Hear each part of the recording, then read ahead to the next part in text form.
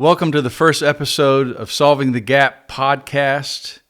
I'm Tom Shea, and we're with Joseph Caldwell, and today is the first episode, and we're going to get deep into what we call the gap. It's not our goals that challenge nor propel us, but how we solve the chaos between where we are now and where we desire to be. This is Solving the Gap podcast. Welcome, everybody, again. This is Tom Shea, and we're with Joseph Caldwell, and we want to tell you what we've gone through in the past 5 years together, and I think it's relevant. So, if you've been following me, I retired from the SEAL teams about 6 years ago, and that transition is brutal. And I was openly looking for people who were living on a different level than the normal human being. Right. And in my passings of different businesses and leaders, we met at a coffee shop. Remember that first meeting? Yes. Well, that was downtown, wasn't it? Yeah, it was. I think Rebecca was there. Yep. So I'd done a podcast with Rebecca. Yep. And in that podcast, we were talking about meeting people that are living on the edge, what I call the edge. And she said, "Hey, you need to meet Joe." And I'm like, "Oh God, not another Joe." And then when I found out what you did, I'm like, "Oh, okay." So, not another insurance guy. Not another insurance. Okay. So, and it was really occurred to me that way. And I'd like, I know I've never told you that story. I'm No, like, you okay. have not. So you did it as a favor to her. Well, no, I wanted to get to meet people. I think it was like in the first year. Who's here in Greenville that is of value and interesting? And we met. And what surprised me about what you were doing and you is what I think I hold this in high regard to any human being. And I didn't expect it. Is you said that you were out front leading this change thing. You'd use the word change and personal change. Mm-hmm. And I'm like, okay, let's test it, like we just said. I wanted to see if you were that person, because that's my first parameter of, sure. Do I want to surround myself with people that say one thing and do another? Right. And you said you were leading change, personal change. Like, okay, let's see how this plays out. And the months of butt sniffing that happened after that, I said, oh my God, he's actually doing it.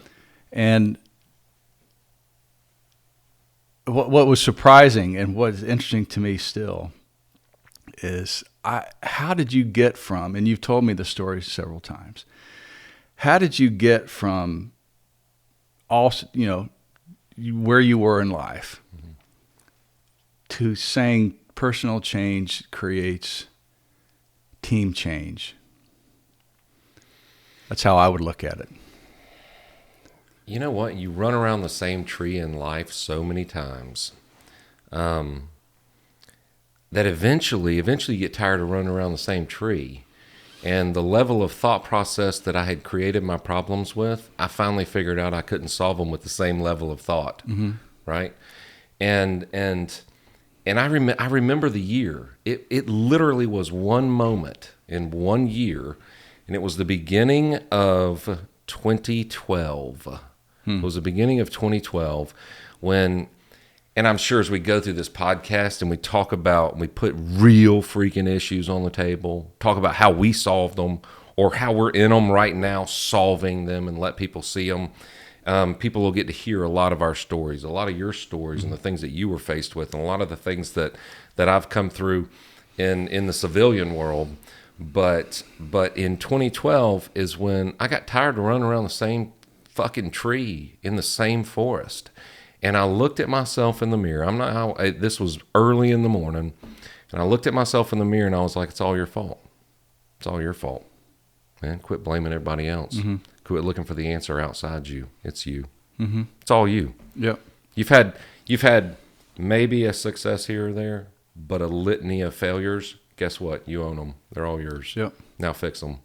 Because I believe that most people have handcuffs on.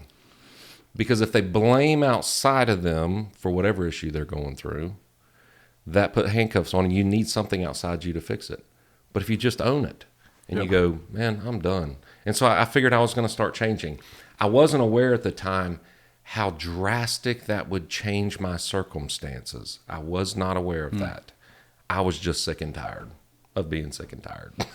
Yeah, I remember you started telling me those stories about your life, which is rare. Most executives keep everybody at arm's length.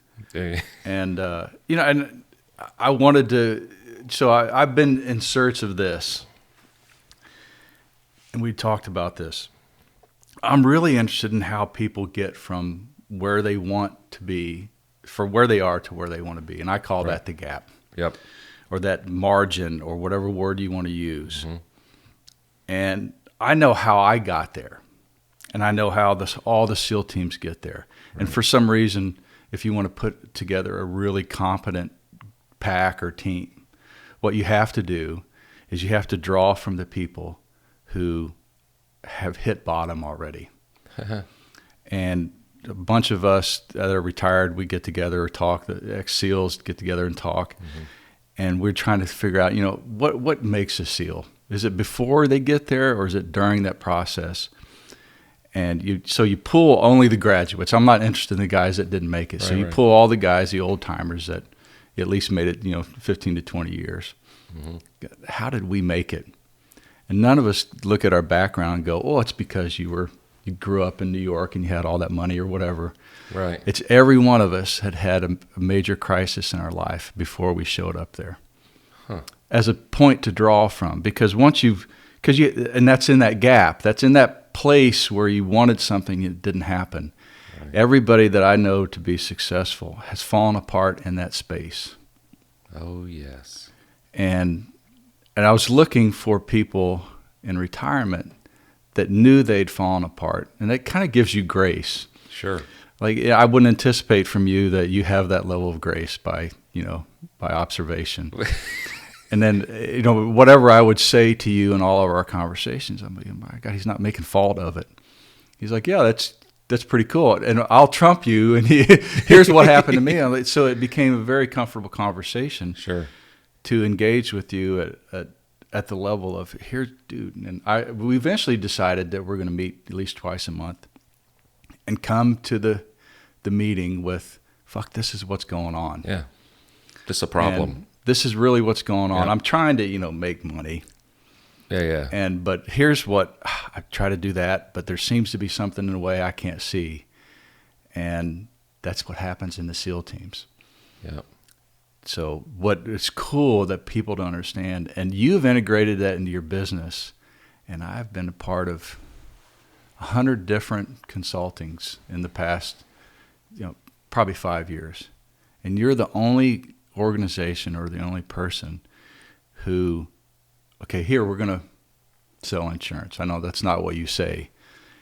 From here to there has nothing to do with insurance sales. Nothing. Okay, what's going on with you? What's going on with your family? What's going on with your health? And all these other things that seem irrelevant to most businesses. Right. Like bottom line, who cares? So what we're going to do is we're going to figure out the human factor. And that became more intriguing. And then, having the permission to talk to you alone became two things during the month that, okay, I'll fuck this up for a while. All right, let's go talk to Joe and see what he says. And I was doing the same thing. And you're always like, well, that's the dumbest thing you should ever do. I'm like, okay, well, I wonder why I even tried it. You call me before you do that again. And it became intriguing. And that space between, gosh, I want X and I'm here, you find very intriguing. Mm-hmm. That's where everything happens. That's the only thing that I'm only interested in what happens. That's there. only happened. I don't care who you are, where you want to go. It doesn't matter. And when we were talking about that, that's when we're just sitting around, putting issues on the table, real life stuff. Is when you started talking about that gap and how the SEALs solve them, and I started going, oh, that's the only place to solve issue. That's like, you got to get moving when you're in the valley, and you can celebrate for a second on the peak, but everything happens in the gap, the journey. Yep. All the decisions, all the growth, all the pain, which is beautiful. And that's where when we were sitting around talking, solving the gap, we should probably have these conversations live and in color and let people see them. And hopefully people can see, it'll bring awareness in their life. And I know self-awareness is such a cliche word now, but I'm convinced that when someone I'm actually becomes dumber now. What's I'm that? less aware. You ever notice that? Like I was really clear until maybe 40. Then like I became aware of how unaware I was. Clearest person in the world. And then at 51, I'm like, I'm less clear. Yeah. But you become aware of how unaware you are in certain areas. Yeah. And those are the areas. And when you know that, and I love talking about, there's so many areas in my life where I was crystal clear, right? Early on. Until you fall apart. Yep. And clarity goes away. And through falling apart, I realized it wasn't what I thought. I wasn't crystal clear anymore. And I realized that I was mistaken. I didn't know what I needed to know. I hadn't done what I needed to do. I hadn't taken the personal responsibility. And when you realize that, a person has two choices. They can either cease to be honest, just keep rolling down the road they're going. And most people choose to do that. I agree. It's comfortable. It's yeah, safe. I wouldn't use the word honest. I don't think people actually think they lie to themselves. Right. I don't think they're really, this is Coke, it's coffee. Right. They don't look at it and go, I'm going to tell myself it's Coke. I think it's the willingness to be uncomfortable. Like overt, this is going to hurt and I'm going to do it anyway. Right. And so people don't seek the discomfort in life openly. They seek well, that didn't work. I'm just going to stay in this channel. Right. Where I can exist, survive, get through the day. It's not what I want. So then if you don't want something, there's no gap. Nope. There's just churning butter or That's whatever right. they call that, or the grind. And I look at brutal. it differently. I look at it as, well, that didn't work. On my way on a project, which we're going to lay projects on the table. We're going to accomplish some stuff together and let people see us solve real life problems in the process. But whenever I have somewhere I'm headed, and I fail, it's not, and that failure is uncomfortable always, and it just is what it is. But it's not, I failed at it. It's the person I am needs to change. And who do I need to become to accomplish that the next time? To get over that, around that, through that, under that. Yep. And so it becomes this obsession with building the best version of ourselves. And when people get committed to that, that's why when we sat down, it was never a competition. Most of the time when you stick two alpha males in a room. That's what I was literally worried compete. about that. I was like, man, compete. if I go and hang out with Joe, I wonder if he's just going to dominate every conversation. Not a chance. And that was one of the other butt sniffs Right. along the way is he going to be the alpha? And I didn't want that. The problem is I'm an alpha, and I also don't like to be dominated. Right. And it has never occurred that way. It's because I'm not competing with Yeah. you. I quit competing with people a long time ago. Yeah. And I just started competing with me. Yep.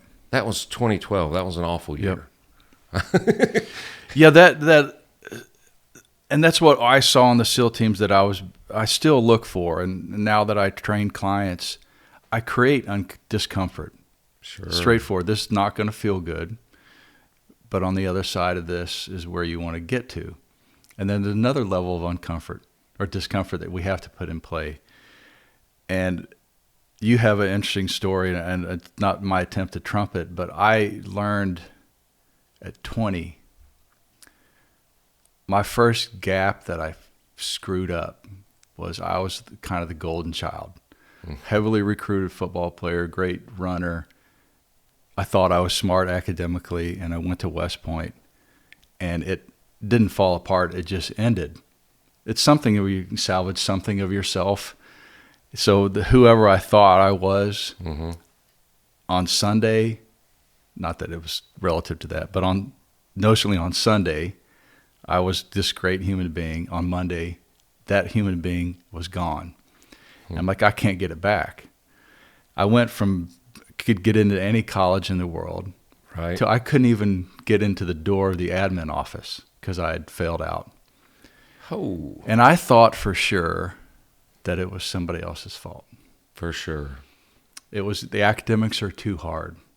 And so I was pointing, I don't think I was pointing, but it wasn't me.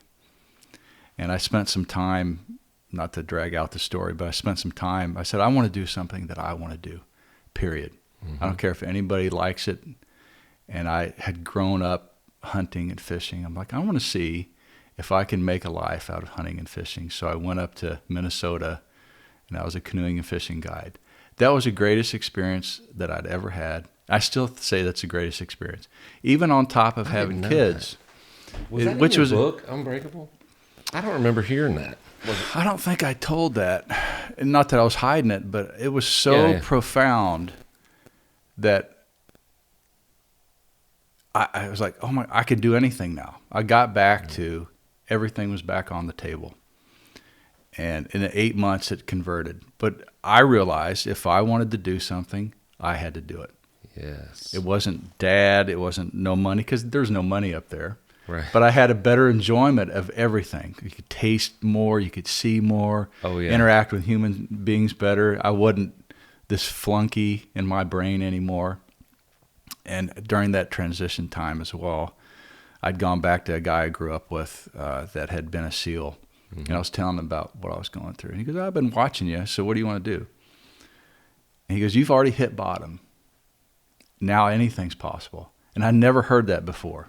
Yeah. I think I may have read it since then, but before that time, maybe it was around 21, I never heard an adult say, once you hit bottom, you're back to square one. You can do anything you want. There's no restrictions.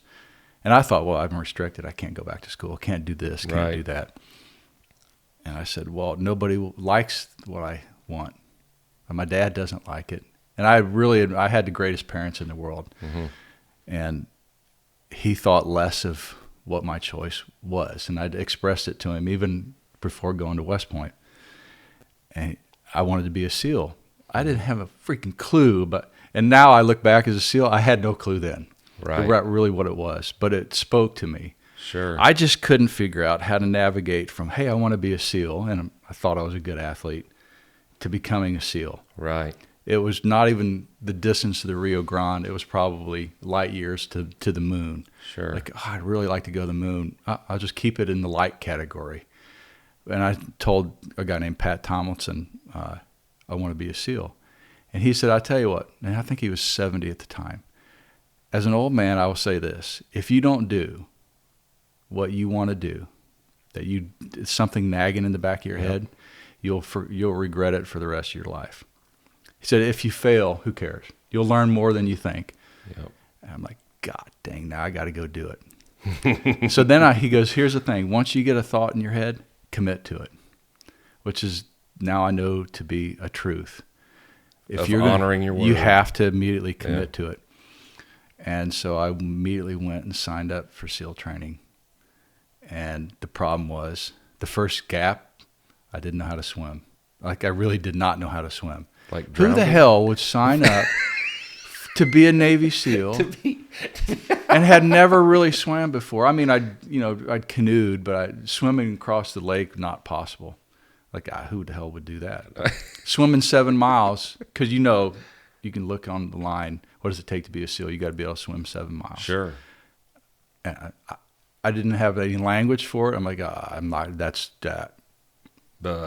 And so Pat said, sign up, and the world will evolve itself around you. Sure. But there's work now, just work. That's it. All you got is work to do.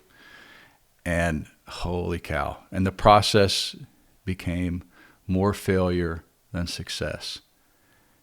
Period. All it was fail, fail, fail, fail.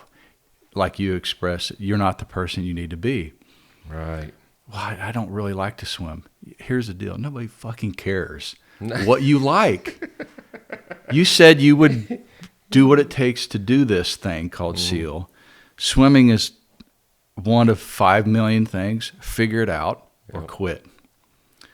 And so I show up to SEAL training, and everything's going good.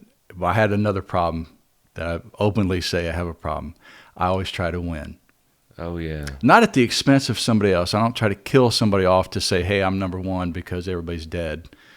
If somebody's in front of me, I have to go harder. Mm-hmm. So that was my experience there. What I also learned is if you're that type of person, your burnout factor happens very quickly. You can win, and then there's no downtime, and then you can never recover. So in my first time I went through SEAL training, I was always trying to be number one, and I wasn't paying attention, which happens when you don't have recovery. Right. Jump out, be the first one out, do this, do it harder than everybody else, and I got knocked out. And I don't know if you've been to Coronado, those rocks up in front of the Hotel Del, they're like 10 foot tall, and the surf breaks right on top of them. So we'd landed the boat there. I jump out first. Oh, I did it. And then the next wave came in, and I didn't see the boat. Bang, knocks me out. I wake up in the hospital. I literally thought to myself, well, there's another failure. And I called Captain Pat on the phone, telling him what happened. And he said, here's the deal. Don't quit. I'm telling you, don't quit. What you didn't do at West Point is you didn't go back in there and beg, borrow, and steal to stay in. I said, well, yeah, but it's not my choice. He goes, what will happen is an instructor will show up at the hospital and force you to quit. And I'm like, well, they probably already kicked me out. He goes, no, there's only one way out of this program. Ring the bell. Is that you quit. Yeah. Unless you're dead. Right. And you didn't fail something. Something happened to you, and then they're going to come and test you. So just directly after that, 2 instructors in uniform came in. I'm laying there in the hospital bed with paperwork. You're in the gap right now. No, yeah. I thought I was in the drain. You know what I'm saying? But you're in the gap. I'm in that place that everything doesn't work. It's nebulous. A equals R. It doesn't make sense. And I was just about ready to quit. And I'm like, well, I'm just not going to quit. No matter what they put in front of me, I'm going to tell them I want another chance. And they're like, all right, here, you sign this paperwork. We're going to remove you from the program because you get injured. I'm like, well, I'm not going to quit. And the instructor, a guy named Mike Mayer, said, quitters get injured. Because we can't have people who are injured or people who quit. We just now, after 30 years of this program, know that you were looking for a way out and you found it. And you use injury as an excuse. So sign this document. And I said, I'm not going to sign it. And he's a big dude. And in my brain, he was a big dude. He could have been 5'2", but in my brain, I'm like, oh my God. And I'd already seen him in the pool reach down and grab a guy by his nose and pull a 180-pound guy out of the pool. And blood's everywhere. I'm like, ugh.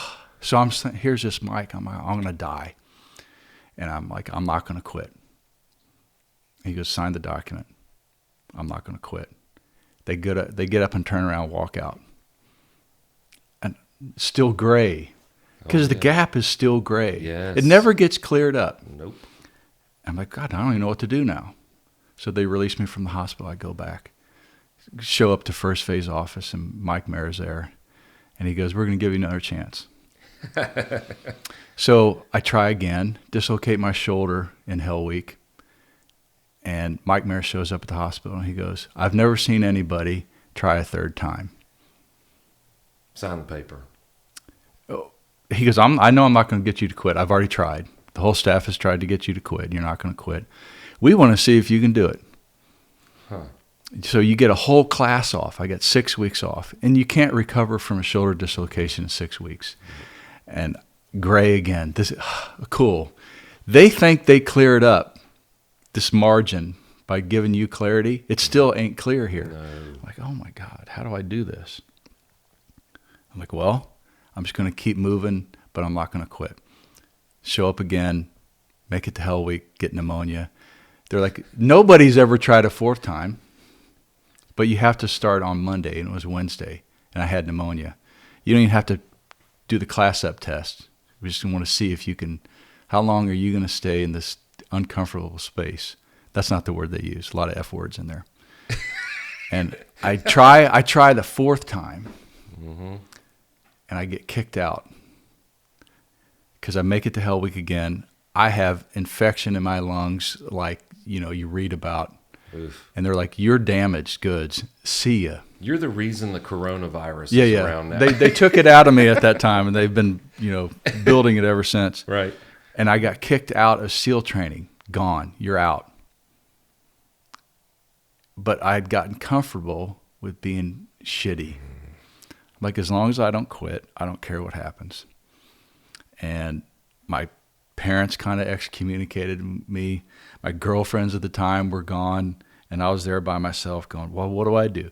Do I find something comfortable and just exist in that space, or do I try again when nobody says it's possible? My admiral of the hospital said, no, I'm not going to let you go. It's not safe, and we need you here. So every freaking day that I was at work, I would go sit in his office and submit paperwork. I got written up militarily for disobeying a direct order from my chief. You can't do that anymore. I kept doing it and kept doing it. And he finally said, oh my God, just get out of here. It took me 9 months to do that. I show up, finally make it through training. The fifth time. What? Sometimes the gaps are longer and sometimes the gaps are shorter. And that gap, if you don't give up, it's not that you don't give up. I think you give up every day. Sure. The human, I can't do it anymore. It's you don't give up on what I like and how you've articulated it over the years. Don't give up on you. Mm-hmm. And how you articulate it is better is, okay, this is who I am today. It's not who I am tomorrow. That's right. And so I had learned that through a different route,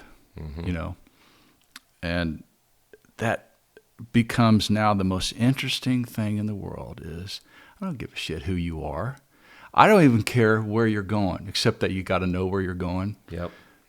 This space is a miracle.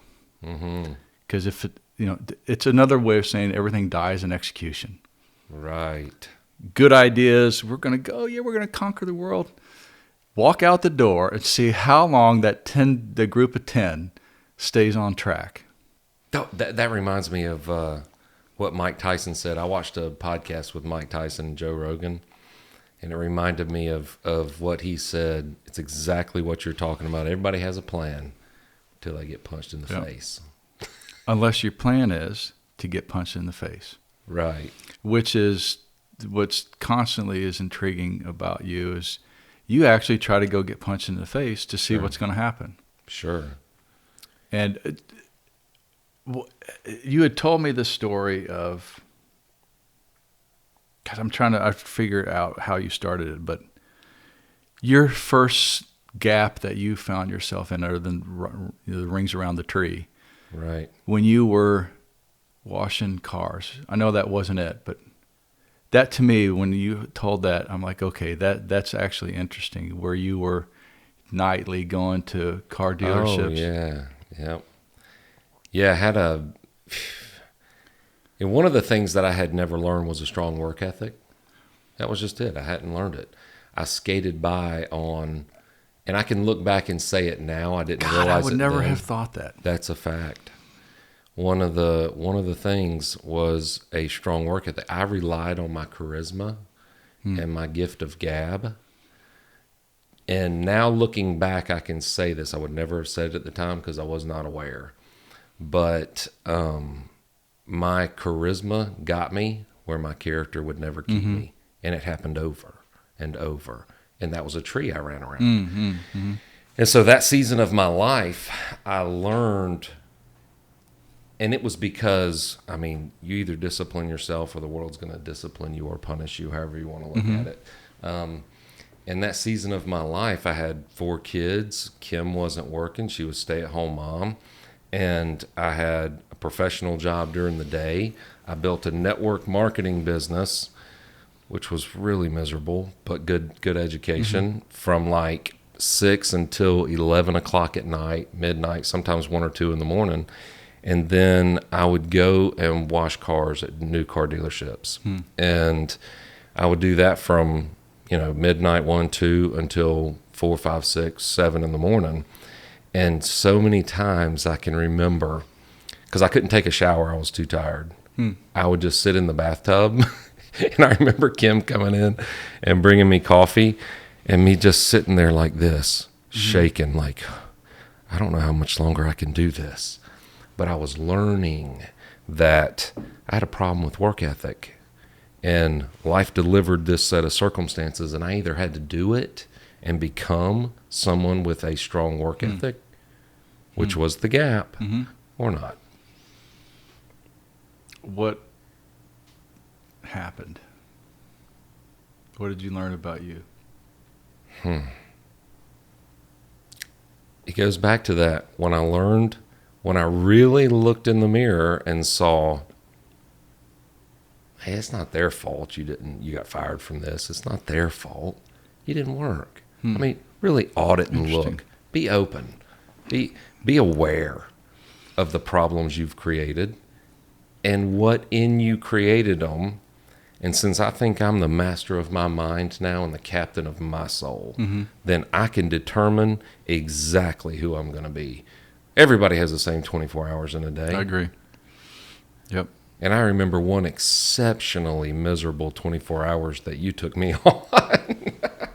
And that was That was a butt. I don't know if I called it a butt sniff because you had said, because we were trading skill sets, and I, remarkably enough, before the invite to the 24-hour for your crew, you had said, hey, Thom, why don't you come into one of our meetings?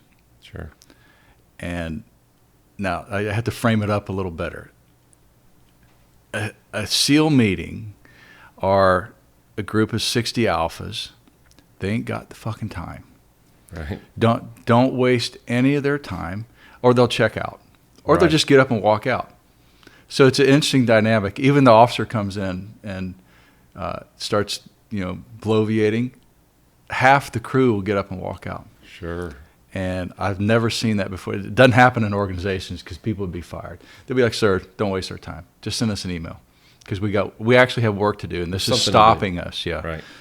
And so I'd come from that background of everything being on point. So if you're going to get a group of guys or girls together, or you're packed together, there has to be a purpose for that meeting, and it has to be quick and lethal, and everybody has to have an involvement in it. I don't come to a meeting where you're just going to sit and watch, because SEALs don't do that. I come because I want to hear something. I have something that you're going to tell me that I have to go execute on, and I have to be in that meeting to figure it out. And I can say anything in that meeting. I go, hey, go back and tell me that again.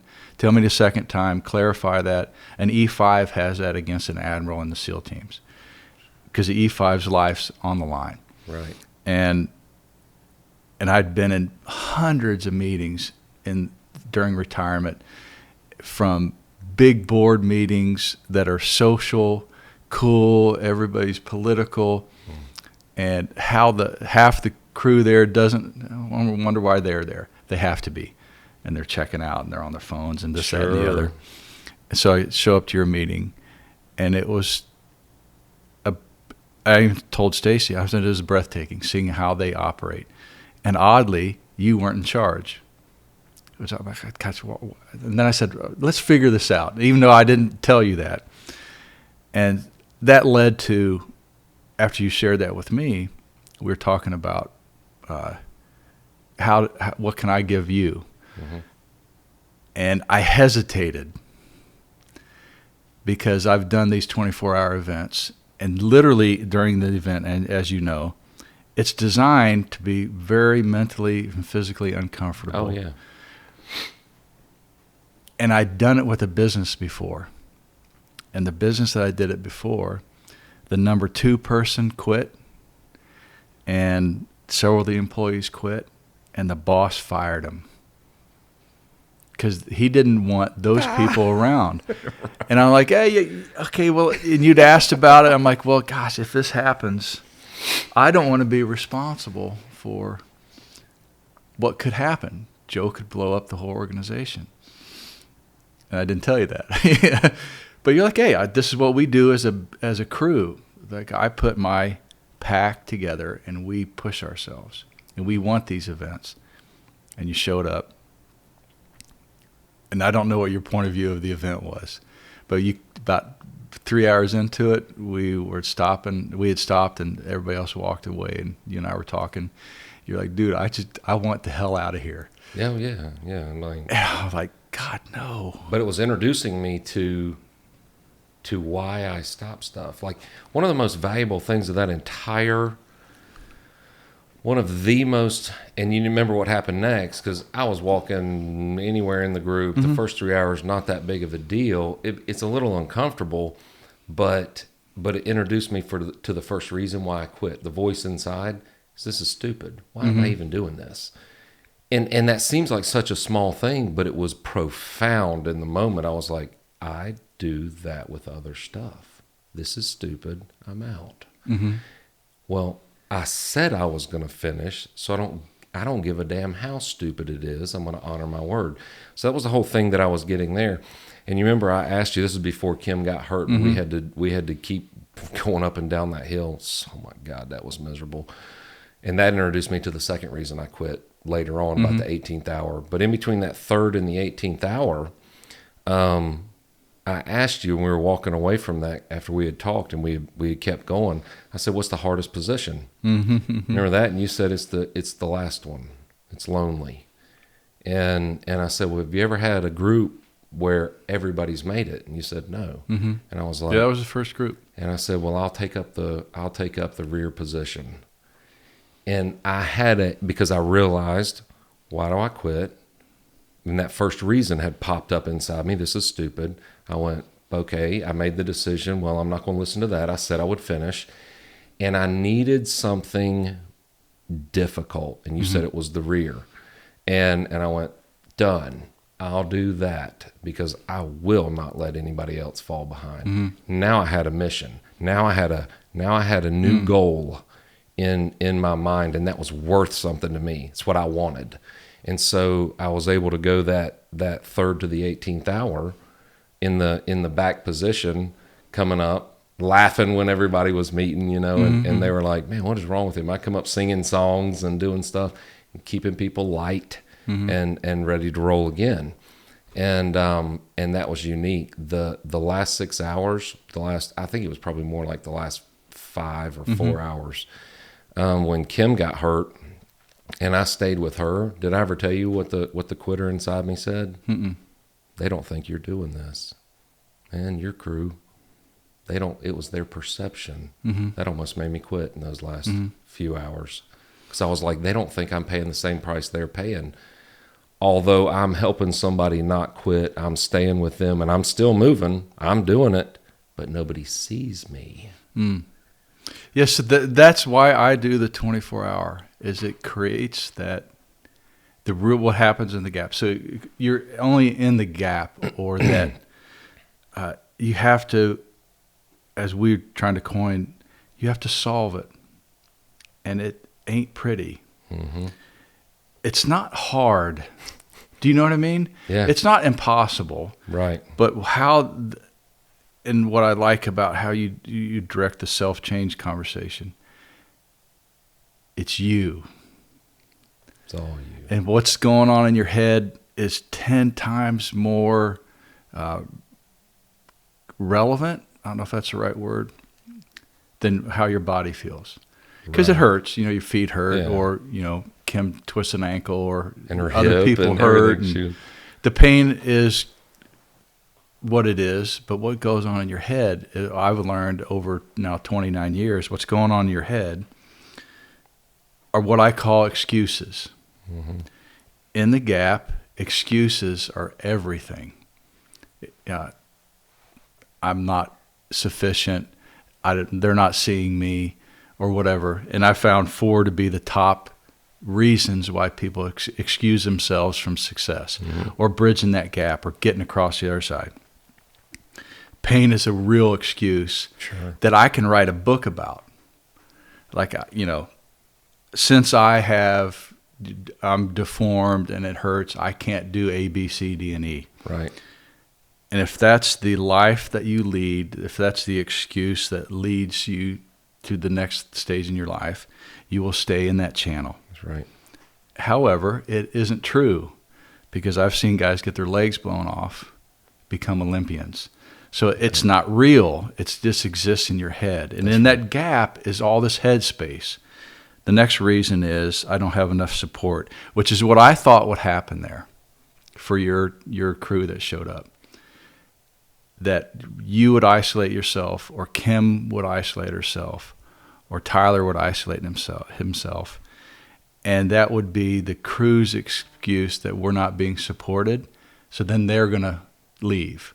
And what I've seen, if the top person, I saw this in SEAL training, if the top person quits, there's a wave of quitters. Because they're sitting there thinking the same thing. Oh, Joe quits, but I don't have to be here. Well, if he can't do it, I can't. Why would But going back to where I think the way to navigate this gap is say who you are and do that. Yep. It's uncomfortable the moment you walk out of the door, and it's going to be uncomfortable until you get here, or until it's comfortable. And the moment it's comfortable again, say who you are at a different level. So make a promise and keep it, I think, is the underpinnings of being successful in any area of life. It doesn't matter if you're solo, you're an athlete, or you're anything. If you can't honor your word, you're stuffed. You're just in this cycle. And then you dismiss your goals, objectives, dreams, wants, whatever you want to call them. You have them, but they're on the other side. They're wishes. Yep. They're not where you're going to be. Yep. When you don't. And commitment's such a overused word, but when you just... I don't know if anybody can define commitment anymore. I'm really committed. Yeah. Okay. Right. What time did you get up this morning? At 8. Okay, well, I don't know when you're going to get to it now, because now you have other things to do. Right. And so and I just keep sharing this. The third one is, this is stupid. That has excused more people from jumping that gap than anything. This is stupid. I'm now absolve myself from any level of responsibility to what's going to happen next. And gosh, I look at not only my business, but myself, my kids. This is stupid shows up on wings of eagles. Oh yeah, constantly. And it's nothing but a perception. So as we're sitting here talking, I'm realizing that what this commitment to personal change and to personal growth has done in my own perception of solving the gap. Literally, when I put something out there, it could be the gap in the world's perception could be small, or it could be the Grand Canyon. Mm-hmm. But when I put that out there, the perception in my mind, because I've dealt with the gap so many times now, because I've dealt with that, the gap is always small. It's always small to me. My perception is that's not far. I'll put some audacious goals out there that we're headed towards. Mm-hmm. And when I put those out there, in my mind, the gap is small and it's a foregone conclusion. Whether that takes me a week or whether that takes me 5 years, it's a foregone conclusion. It's done. And so the gap, that's why I think that this podcast that we've committed to do is going to be so valuable for people, because every single person that watches it, they can audit their life and go, man, I'm not where I want to be right here. I'm not where I want to be right here. My health sucks. My relationship sucks. My finances suck. I'm not committed to personal growth. I want to be better. I paid for the Tony Robbins thing. Mm-hmm. I went to it. But did you actually incorporate that into your gap? Did you actually change? Did you actually get committed to doing what you said you were going to do?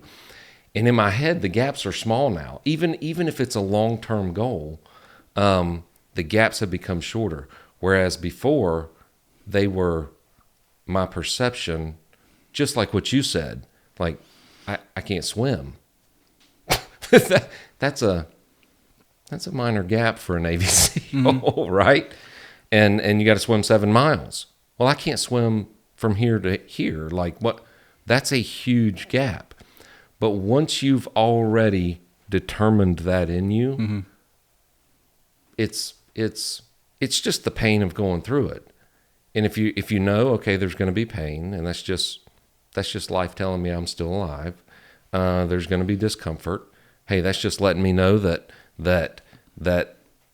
I'm growing, because all growth happens in discomfort. All of it. That's the only. Yeah. All growth happens in discomfort. Seeds got to break out of their shell to crack through the ground. That's right. A seed has to die Yeah. for it to grow. Yeah. I mean, that's got to be uncomfortable. Yeah. And so literally, as we do this podcast moving forward, we will be, for the people watching, we'll be putting like real live, this is the gap that we had to traverse. This is this is where I didn't make it this time, and this is why. And then this is when it showed up again, and I did make it because I learned from not making it, or I learned from quitting, or I learned from failure, and I have so many of those, just like you, like, and that's why it's so fun talking to you about this, because most people, you know, that's why when you're telling me about the hard stuff and you're telling me about the gaps, it gives me great joy. Like, I don't feel sorry for you. I wouldn't go back and take it from you. I wouldn't go back and take number 1 try, 2 try, 3 try, 4th try from you. That's why you're sitting that's here. what was so interesting about meeting you and some other what I call top, human beings, is they don't have anything called I call it grace, but what it actually is they don't care. Right. They do. So grace actually means I care, but I don't give a shit if you hurt. Where are you going? How can I help? What's in the way? Let's get busy on that. And I don't mean to segue, but something that you said that is also my commitment, and I know it is yours. How do you impact people? And it's not to break up the conversation. Is what I know to be true with all the SEALs that are getting out is you go from being a part of a prestigious, from everybody else's point of view except the SEALs, a prestigious wolf pack where everybody's on point and everybody comes to work sharpening their knife every single day. And you're like, yeah, I made it to 20 years, you make it to 30 years, and then on Monday, it's Gandhi. It's gone. How do you go from being a part of something great to nothing? That is terrible. It's like, imagine if you woke up in, somewhere else and the pack was gone. Mm-hmm. You search for it. You can keep searching, but it's gone. And without there being people on the receiving end like you, it's very difficult to stay a part of that functioning mindset, which I think is always the gap anyway. Is your mindset going to fall apart? So if you're not a part of a human being or a group that keeps you sharpening yourself and your knife, you fall apart so quickly. And it may not be why there's so many suicides, but I would bet on it. So I'm left with nothing. Isolated. Yeah, I'm done. And so, you'd said something about 24-hour. I learned, the reason why I said that to you is I learned how to get people to quit as an instructor. Oh, sure. You isolate them. Professional at it. You can't hammer somebody into quitting. Right. You can break them, and then there's no choice. And a lot of instructors think you can break people, but good athletes won't let themselves break. Right. You can get some small rated athletes to do that. Very few people in SEAL training break physically. They break mentally. Guaranteed I can get anybody to quit by isolating them. Take them out of the equation. That's why I said be careful going in the back, because unless you're strong mentally, it's actually easier in the back. There's nobody pushing you. You can get into your headspace. If you're strong there, it's just your rhythm. You're not having to get out of the way and catch up. You're just doing your thing. It takes a level of strength that most people don't have. That's how I got people to quit. Take them out. Isolate them. Within 30 minutes, they're gone. I'm like, oh my God. So I was also be very careful in the back, because you'll isolate yourself and you won't be a part of the equation. And then that little seed that blooms called I'm not enough, this is stupid. Yeah. It grows into a very mature tree, and once it grows, you're done. Yep. That. It's brutal. But so how I ask this question, I constantly ask it of myself, and I'm asking it of you. How do you keep the team searching for themselves? I get self-improvement. Mm-hmm. But your team is, everybody seems to be doing the same thing.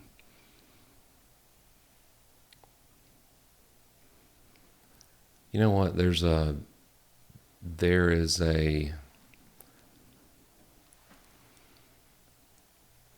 that's a multifaceted answer. I know.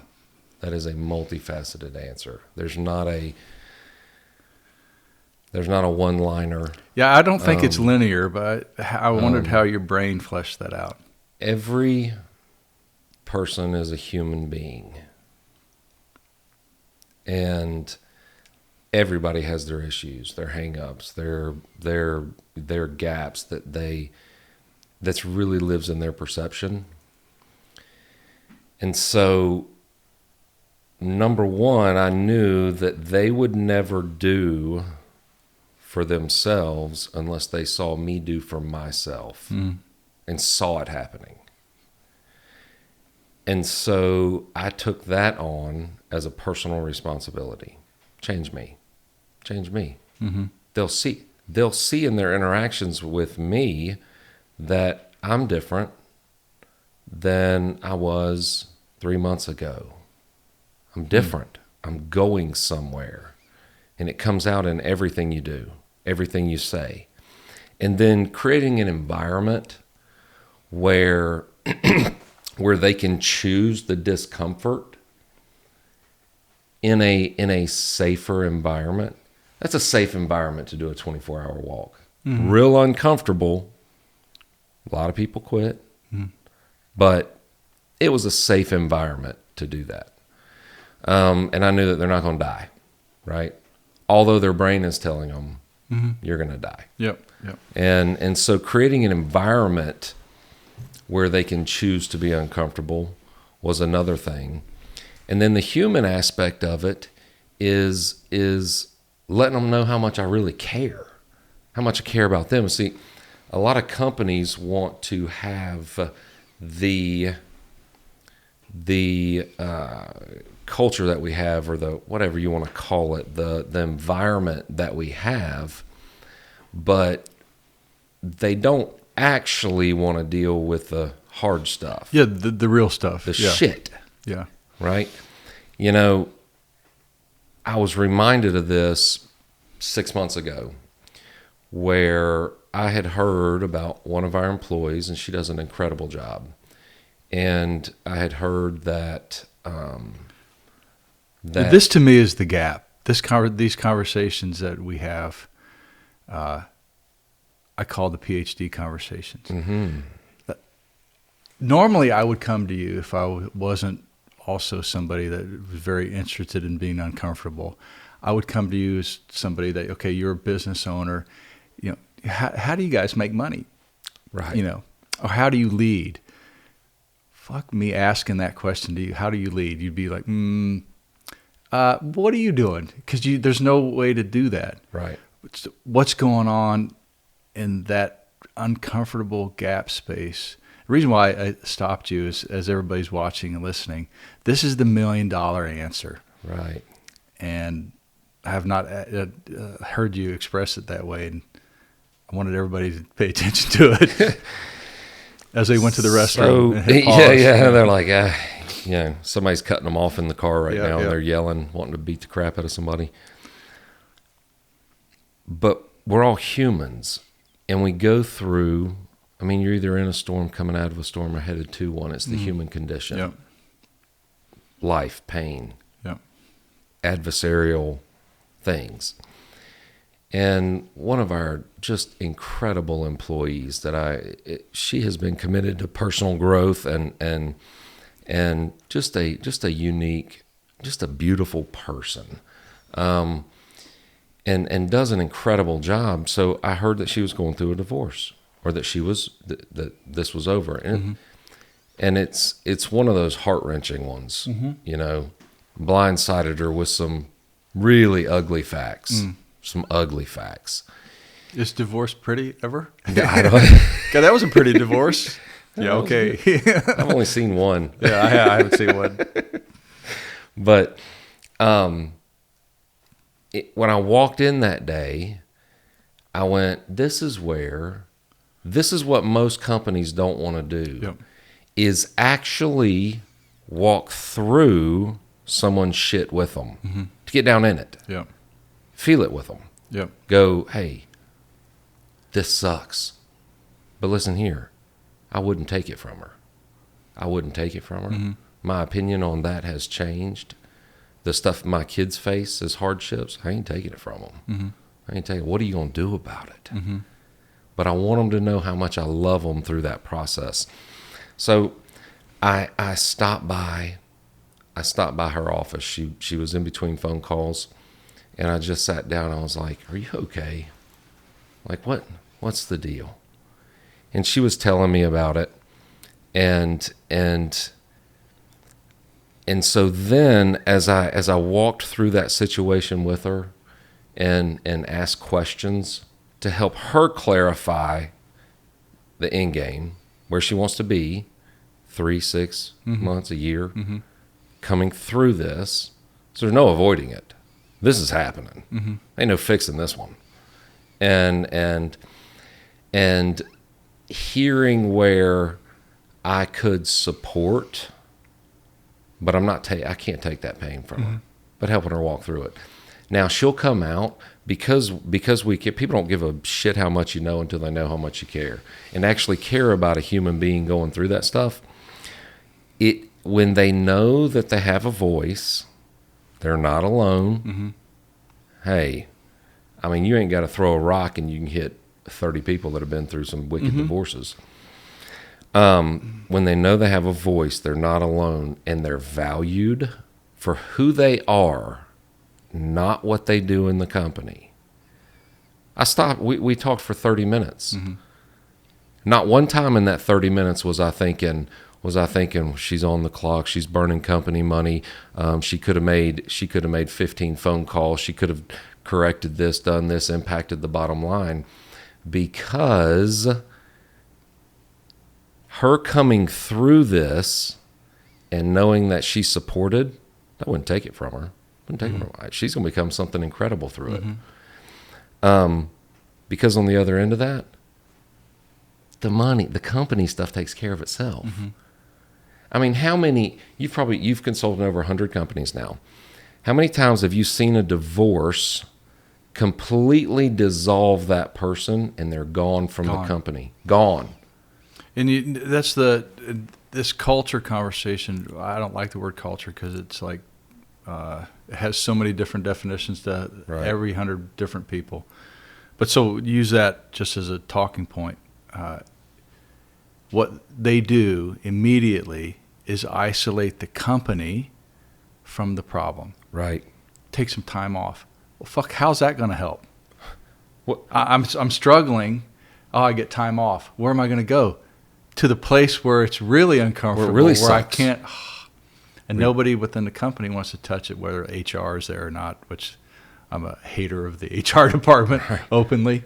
But that's what culture is. And in the SEAL teams, everything's on the table. Yep. And the morning meetings aren't about business. It's what fucked up last night. Yeah. Most people don't understand, when you're around wolves or predators or whatever you want to call it, by the time they get off work and the time they come back, everything could possibly go wrong. Everything. Unpredictable. Yeah. Because they are always leading something. And they don't need sleep. You have to force, alphas to get to sleep. Go to sleep. They don't care if you show up at 2. They'll show up at 2. So it was more important to me to go, all right, what's going on that I don't see? Because we're going to go build a pallet. We're going to prep for this. That shit's easy. That's the work. But if you're not present to the work, everything can go wrong. Right. We're going to go pack parachutes. If I'm dealing with, oh my God, I hope Chief doesn't find out that I, wrecked, his car. We can hotwire cars. I don't know where my car was last night, and all of a sudden it's wrecked. And that happens. It happens so constantly. So what's going on? And the things I got back from them, I didn't predict. I'm having trouble with my son. Like, can we go to work?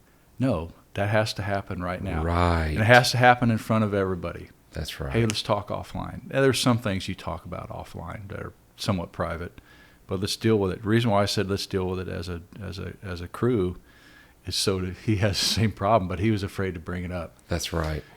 And so it because we're human beings, we all have these same issues. Once it goes on the table and it's asinine problems. Like, why are we dealing with this? I would think that. And I had a chief that treated it the same way. He was, we talk about human things and then we go do man work. That's right.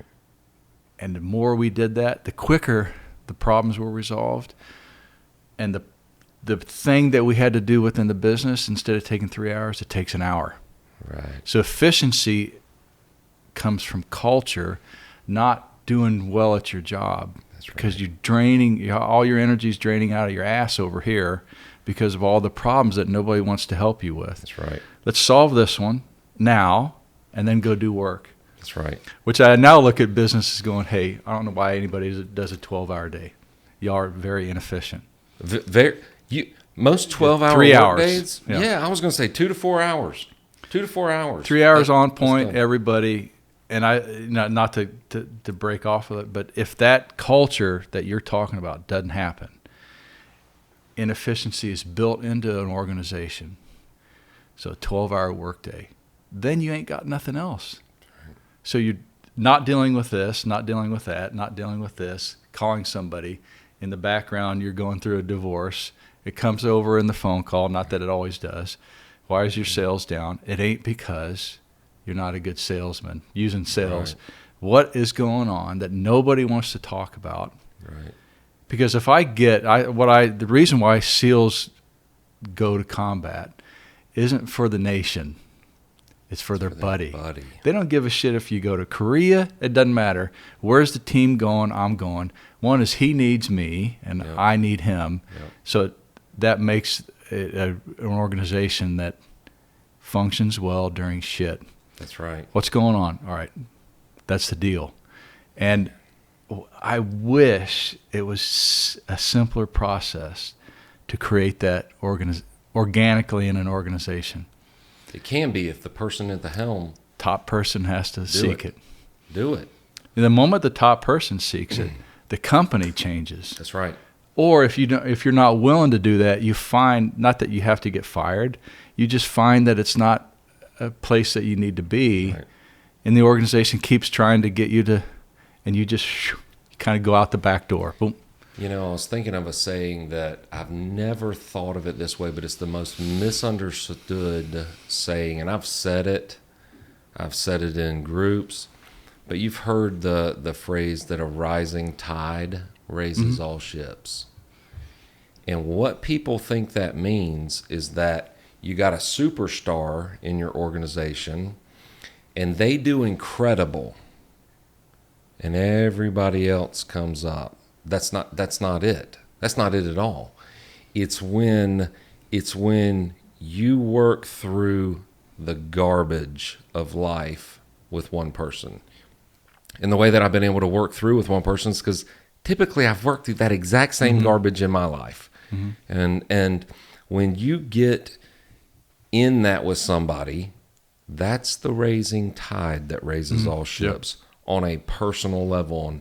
And one of the things that has become a mantra in our organization, in our family, and everywhere, I tell people, if you ever hear me say this to you, hey, Tom, it's business, it's not personal.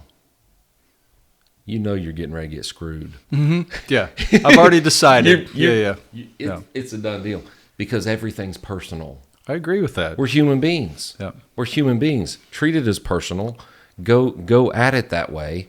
And that's why I'm so excited about this podcast, because I watch or listen to a lot of different podcasts, and there's a lot of ethereal stuff that goes around. There's a lot of stuff that, I read this in this book, it makes sense, and it makes you feel good, or it inspires you for a moment, or it motivates you for a second, or whatever. But you still have the garbage you got to deal with, and it's the gap that we are going to be solving with real life issues, real life businesses, real life families, real life health stuff. It's that gap that transcends it and takes you to the next place.